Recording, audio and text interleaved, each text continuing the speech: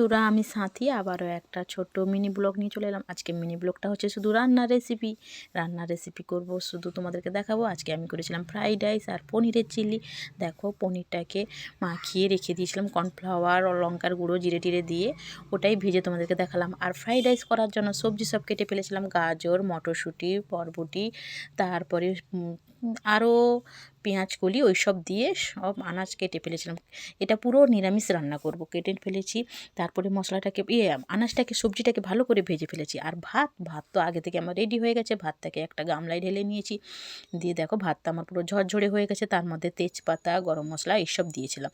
এরপরে যে সবজিগুলো আমি ভেজে রেখেছিলাম, সবজিগুলো ভাজা হয়ে গেছে, থালাতে নিয়ে নিয়েছি। দেখো, সঙ্গে কাজু বাদামও দিয়েছি, কিশমিশ দিয়েছি। ফ্রাইড রাইস বলে কথা, একটু কাজু বাদাম কিশমিশ না দিলে জমে।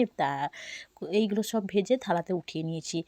কড়াইতে তেল দিয়েছি, সামান্য পরিমাণ ঘি দিয়েছি। ফ্রাইড রাইস আমি বেশি দিইনি, যেহেতু ঘরে আমরা খাবো, বেশি ঘি খাইনি, সেই সাদা তেল আর ঘি ইউজ করেছি। এরপরে একটু নাড়াচাড়া করার পরে ভাতটাকে দিয়ে দিয়েছি। ভাতটাকে একটু নাড়াচাড়া করার পর সবজি যেহেতু ভেজে রেখেছিলাম, ওইগুলো একটু নাড়াচাড়া ভালো করে নিয়েছি। অবশেষে চিনি আর ঘি দিয়ে দিয়েছি। এরপরে আবার একটু নাড়াচাড়া করছি, কেন ঘিটা এক্ষুনি সঙ্গে দিলাম। শীতকালের ঘি তো একটু বসে গেছে, সেই জন্য নাড়াচাড়া একটু ভালো করে বেশি করে নিয়েছি। দেখো, আমার ঝরঝরে ফ্রাইড রাইস রেডি হয়ে গেছে। আর বন্ধুরা, ফ্রাইড রাইস কে খাবে, কেমন হয়েছে কিন্তু তোমরা বলো। এরপরে করার পরে আমি হাঁড়িতে ঢেলে ফেলেছি। হাঁড়িতে ঢেলে ঢাকাটা চাপা দিয়ে দিচ্ছি, কেন গরম গরম ফ্রাইড রাইস জমে যাবে পুরো। তারপরে দেখো, পনিরটা বললাম যে তোমাদেরকে আগে দিয়ে দেখিয়ে দিয়েছি। পনিরটা আমি ভাজতে বসিয়ে দিয়েছিলাম। পনিরটা কড়াইতে সাদা তেলে ভাজা হয়ে গেছে। এরপরে পনিরটাকে আমি একটা বাটিতে সব নামিয়ে নিয়েছি। পনির রান্না করার জন্য আমি কড়াইতে তেল দিয়ে দিচ্ছি, চিনি দিয়ে দিচ্ছি। চিনিটাকে একটু গরম করার পরে তেজপাতা, গরম গোটা এলাচ টেলাচ সব দিয়ে ওটাকে ভালো করে গরম করে নিয়েছি।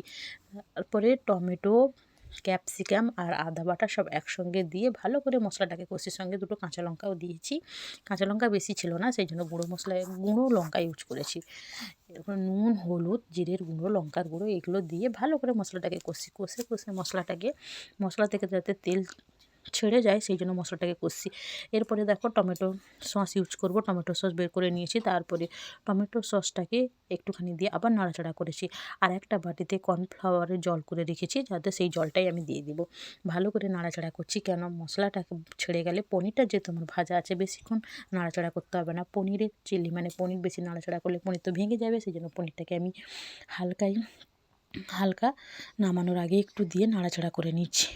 এরপরে নাড়াচাড়া করার পরে তোমাদেরকে আগে থেকেই বললাম যে কর্নফ্লাওয়ারের জল করে রেখেছি, ওই জলটা কড়াইতে দিয়ে দিয়েছি। তারপরে কিছুক্ষণ ফোটানোর পরে পরিমাণ মতো নুন আর একটু মিষ্টি দিয়েছি, চিনি দিয়েছি। তারপরে দেখো, ভালো করে একটু নাড়িয়ে দিচ্ছি। নাড়াচাড়া করার পরে নামানোর আগে আমি একটু গরম মশলা ব্যবহার করেছি। এরপরে বাটিতে আমি পনিরের চিলিটা ঢেলে নিয়েছি। ফ্রাইড রাইস পনিরের চিলি পুরো জমে যাবে। আবারও পরের ভিডিওতে তোমাদের সঙ্গে দেখা হচ্ছে। টাটা।